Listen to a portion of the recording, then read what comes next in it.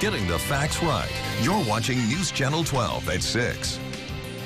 Some parts of our country getting a pre-Christmas whitewashing, while other parts getting rain and tornadoes, and that same system is moving our way, so we are alerting you to the possible dangers. Good evening, I'm Brian North, in for West Goforth. And I'm Valentina Wilson. Welcome to News Channel 12 at 6. That storm system moves toward eastern Carolina as part of a week of severe weather across the country. Plows are busy clearing roads from Arizona to the Midwest. Snow expected to blanket Wisconsin and Iowa. High winds battering the west coast, even knocking out power at Disneyland. The storm dumped 4 inches of snow on Colorado, and as of 5 o'clock this afternoon, Chicago's Midway and O'Hare airports have canceled 350 flights. We're alerting you to severe weather moving into our area later tonight. Meteorologist Les Still is tracking it all. He's in the Storm Track 12 Weather Center. Well, seeing some of that makes me want to go find my skis and head out west. But we've got that storm to deal with here in eastern Carolina first. We're going to be too warm for any white stuff here, that's for sure. This is what we can expect as we go through time period about 8 p.m. this evening to about 2 a.m. tomorrow morning. Some brief heavy downpours, wind gusts in excess of 30 to 40, maybe even closer to 50 miles an hour along the coast. That means all those Christmas decorations that are meticulously put out across your yard, they may be in your neighbor's yard along with your trash can when those winds kick in for not only tonight, but even in through the day tomorrow as well. And with those blowout conditions, we're going to push the water from the western side of the sound over towards the eastern side of the sound. Now, Storm Track 12 live Doppler, nothing in the neighborhood just yet. And again, it probably won't be until about 8 or 9 o'clock that we see this action breaking eastbound here. Again, you can kind of see some light showers out ahead of it, and then the heavier embedded storms in on the back side of the system. There's all the snow, the near blizzard conditions Val just talked about across the western Great Lakes. And yes, they could be looking at anywhere between 6 to 12 or more inches of snow with, again, near blizzard conditions there. The south end of the storm, and this is what I'm keeping our eye on, this surge of moisture coming up the coastal plain here through South Carolina and southern North Carolina. This is the band that we have to watch as this moves eastbound for us here between that 8 to 2 a.m. time period that we could have the potential for severe weather for us. I'll alert you to the dangers, and we'll take a look at future track and time it out for you in about 10 minutes.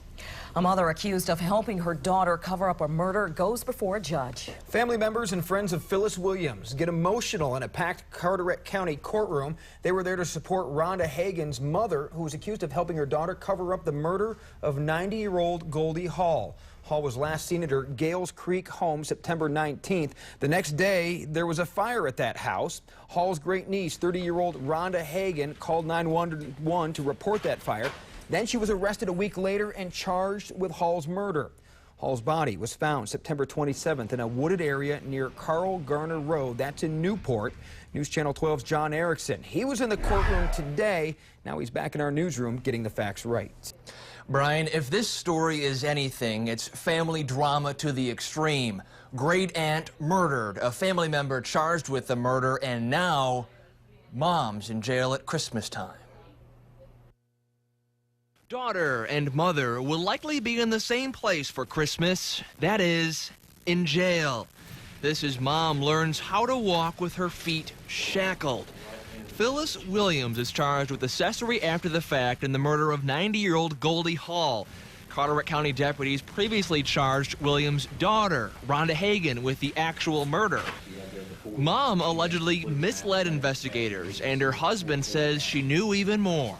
But my wife told me she was there, but she said, I done what my heart said, not what my mind said. She helped my daughter load the body, and that was it. Now his wife's hands tremble in front of a judge. The victim's one-time home now sits alone, only kept company by passing cars near Newport. This new suspect, meanwhile, has plenty of company. Supporters got emotional in court. We asked to talk to them afterwards with no luck. Look, here's your comment.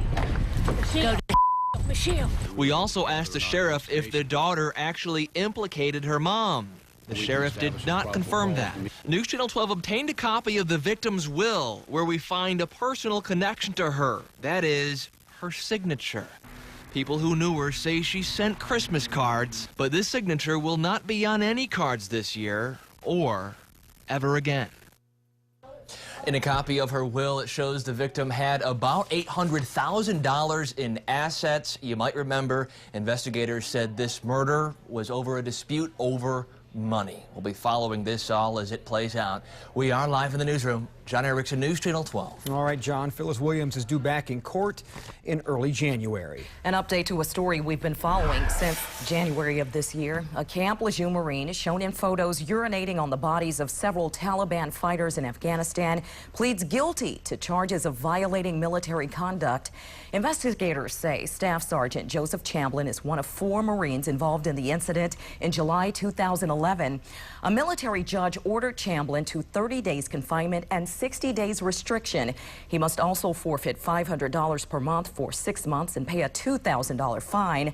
Chamblin's rank has been reduced to a lance corporal. The photos were made public in January of this year. New developments now in a story we've been following for a week. Deputies arrest 2 men they say robbed a Craven County salon and pistol whipped the mayor pro tem of Bridgeton. 32-year-old Maurice Poole and 21-year-old Kent McDonald are in custody. Each faces several charges, including robbery with a dangerous weapon, breaking and entering, and second-degree kidnapping. Deputies say Poole and McDonald and 2 other men robbed the Salon 901 off Highway 70 in Bridgeton December 12th. Investigators say one of the suspects pistol whipped the owner of the salon, Charles Freeman. Freeman, who also serves as Bridgeton's mayor pro tem, says the robbers stole his wallet and cash. Deputies are still looking for 2 more suspects, Noah Massengill and Thomas Livingston II, both 29 years old. Investigators say the 4 men were also involved in a home invasion on Half Moon Road in New Bern. Onslow County deputies say they responded to the scene of a shooting near Swansboro. They were called to the intersection of FFA Camp Road and Hammock Beach Road. That's in the eastern part of Onslow County. They got that call about noon today. They say they found a man with an apparent gunshot wound. The victim was taken to a nearby hospital. It's not clear how that person was injured or if it was a self-inflicted gunshot wound. We are continuing to follow this story, and we'll bring you updates as more information becomes available. You can also check our website, WCTI12.com, for updates. Law enforcement from 16 different agencies are working to bring down members of a theft ring. Investigators tell us the group has been working together since last year, stealing farm equipment from people all over the state. News Channel 12's Amanda Brannon is getting the facts right on the bust.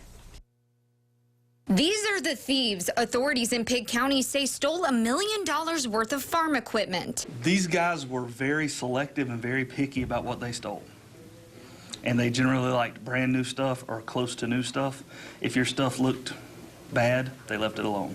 Officials say over the last 2 years, a crime analyst team has looked at trends between 16 different jurisdictions in the state.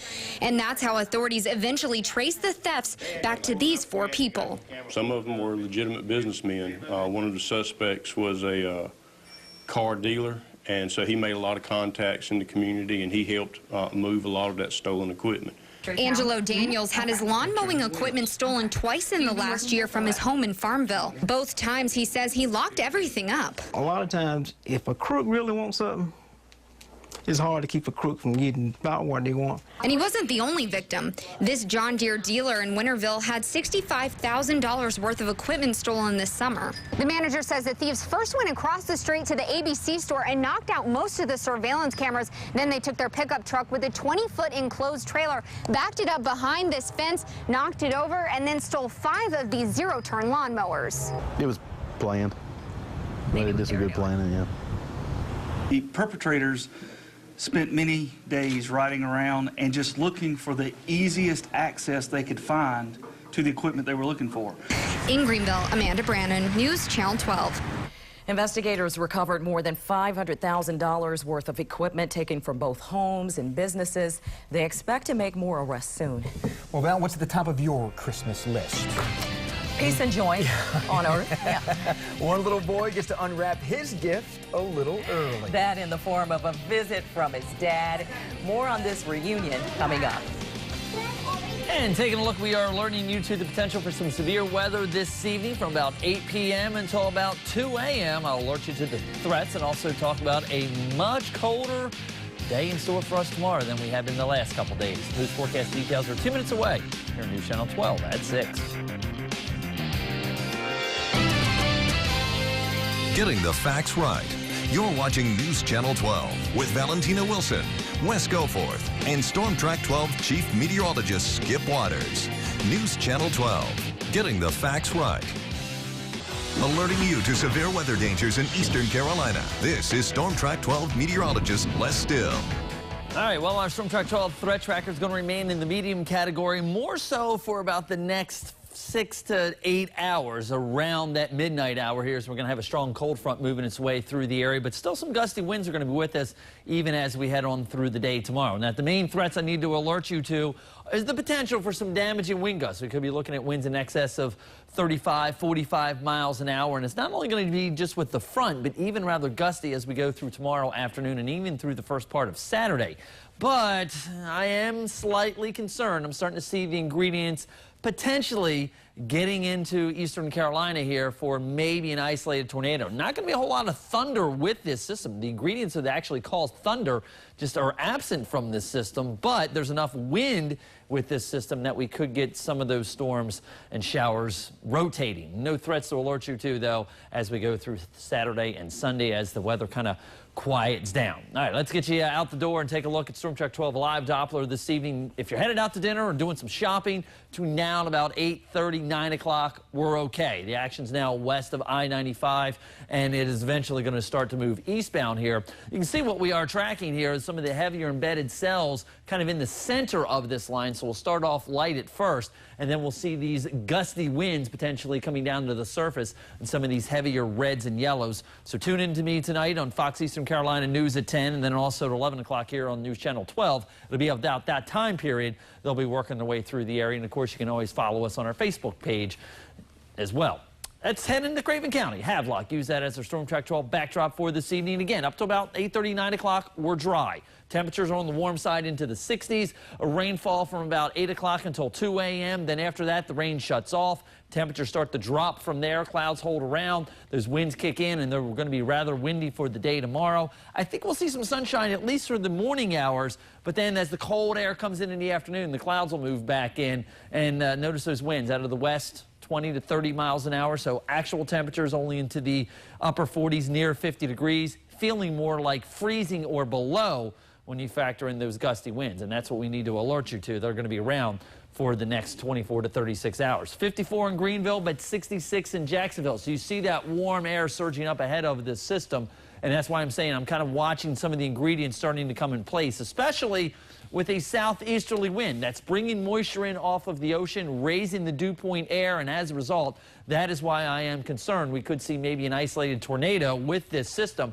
Already had a lot of reports of wind and hail damage across Mississippi, Alabama, even around Mobile, Alabama, potential tornado with this system. And look how big it is, going Gulf Coast states all the way up to Hudson Bay. So a very large storm system for late fall going into the first day of winter, which officially arrives at 6:12 tomorrow morning.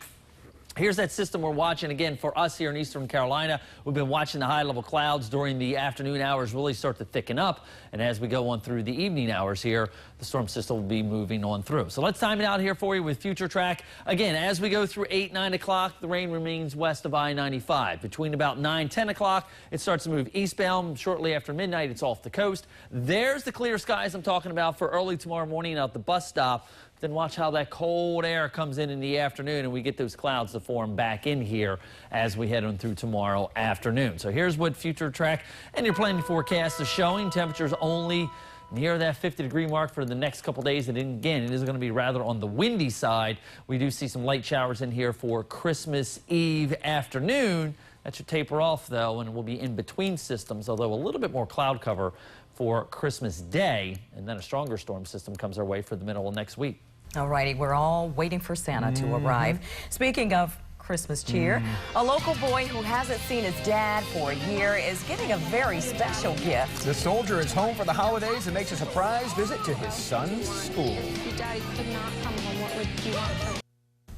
Thanks for watching News Channel 12 at 6. I'm Valentina Wilson. And I'm Brian North in for Wes Goforth. Sometimes we get caught up in the hustle and bustle of the holiday season, too preoccupied with the material things like gift giving and getting. But one local first grader, all he wants for Christmas is to spend time with his dad, who's been stationed in Korea for the last year. And that wish came true today. News Channel 12 is there for the happy homecoming. Well, don't worry about it. Put your artwork away into your desk. Miss Williams' first grade class looks forward to a Christmas party. This is the last full day of classes before getting out for the holiday break. All right, Tamir, come sit right here, please. All right, girls, form a circle in the front. We are having a book exchange. The girls brought books for the girls, and the boys brought books for the boys. I'm going to hand you guys your own book that you brought in. I'm going to start the music. When I start the music, you're going to pass the book. When I stop the music, that will be your gift to open. Tamir. Well, mine is a little. Tamir Collins is especially excited. You may sing along if you would like. You all know this song.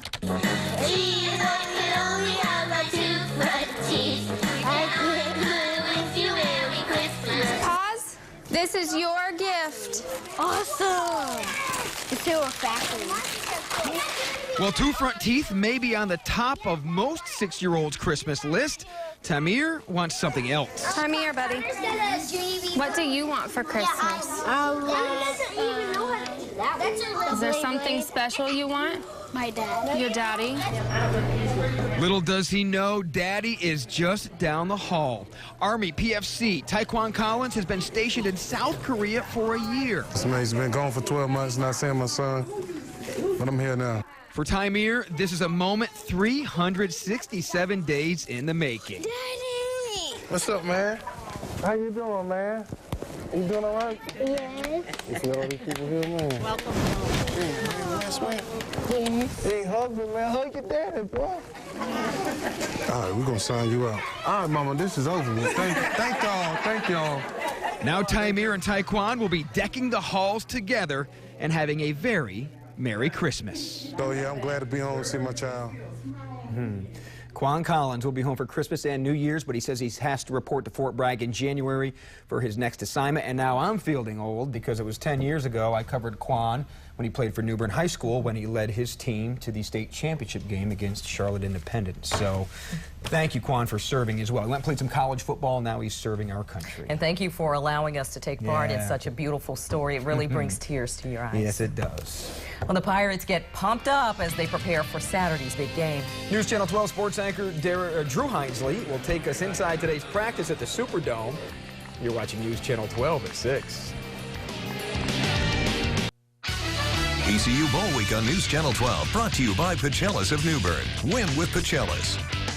Well, ECU's football team played in the Superdome earlier this season. They beat Tulane 28-23, and they returned to one of the biggest stadiums in the country today. Of course, it's all part of the preparations for Saturday's bowl game against the Louisiana Lafayette Ragin' Cajuns. And News Channel 12's Drew Hinesley is spending the week in the Big Easy with the team. He shows us how they're getting ready for kickoff. Good week so far. We have a chance to practice in the dome today, which would be great. It's great. We had a chance to come back early in the year to face Tulane here, so we have some. We're pretty familiar with the surroundings. But it always helps to get a little more familiar with the strange stadium, a stadium that Goldsboro native and Saints superstar tight end Jimmy Graham knows very well. It definitely does take a little bit of adjusting, you know, going from maybe grass to the AstroTurf, and also with the lighting inside. The good thing is it's going to be loud. You know, that's probably one of the biggest differences. Is literally it holds all the noise in, so they're going to have to adjust to that. ECU quarterback Shane Carden says hand signals will be the Pirates' secret weapon to combat the noise. It's great, and that's what a lot of our offense is nonverbal communication, hand signals. I think we've gotten very well at that. The tempo's gotten a lot better. Yes, the Pirates have played here before, but the noise level is expected to be much higher this time around, something that has linebacker Darrell Johnson fired up. Oh, I'm really excited. You know, we feed off the crowd, so it's going to be big this time around, you know, to have a crowd around as compared to last time. But regardless, you know, crowd or no crowd, we're ready to get this win. Now counting down to kickoff, we're less than 48 hours from the big game here in the Big Easy. Reporting from the Superdome floor in New Orleans, Drew Hinesley, News Channel 12. And kickoff is set for 12 p.m. Eastern time Saturday at the Superdome. And Brian, I've been there for many games, so have you, and we can vouch for how loud it gets in the dome. I was there for the Saints' first ever playoff game against the Falcons in 1991, and yes, it can get a little noisy there, 10 blocks from Bourbon Street. Oh, yeah, they're getting prepared, though. Yeah. We'll be right back on News Channel 12 at 6.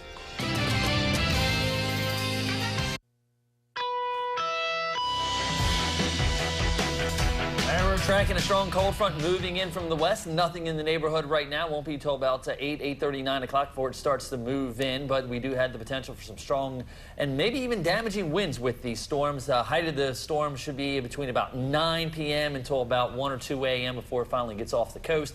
Temperatures actually in Greenville actually rise a little bit, and then we'll actually watch the gusty westerly winds kick in. We do have a wind advisory in effect for Carteret County and the Outer Banks through tonight and going into the weekend. Temperatures quickly falling back to near the 30s early tomorrow morning, and temperatures not recovering to near 50 hardly by the afternoon. But when you factor in the wind, guys, it's going to feel more like freezing tomorrow afternoon. Great. Also, we need to alert you to the potential for blowout tides taking the water from the west side of the sound here over towards the east side.